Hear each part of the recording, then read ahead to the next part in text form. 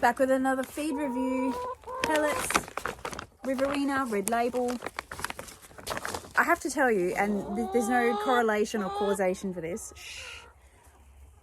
but the only hens that are laying eggs right now in June are the birds that are eating these pellets. So I'm not saying anything, I'm not hinting at anything, but you do the math. It's only 15% protein. You can see there. So I'm not really sure why. These girls get the least protein but still lay the most eggs. It's not too bad. It's a little dusty, but I mean you have to expect that from a pressed pellet, but they're pretty good. It's a decent size. You know, it's got everything packed inside. I must admit, when I finished this giant bucket of pellets, there was a little bit of dust. I mean, you could see it, but it's to be expected. And look, they get the bulk of their nutrition from the pellet anyway, so that's just the nature of the composition.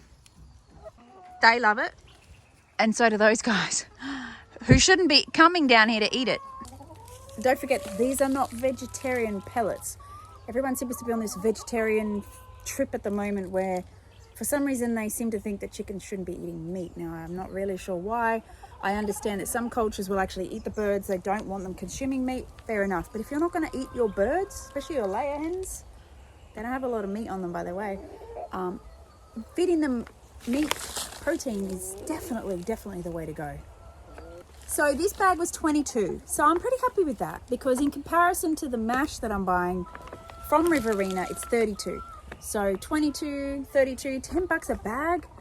This bag for these hens lasts me about 7 or 8 days. So 22 bucks, I'm pretty happy with that.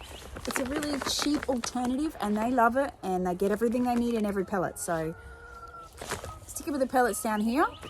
The birds up there, on the other hand, different story. More expensive and no eggs. But see you next time.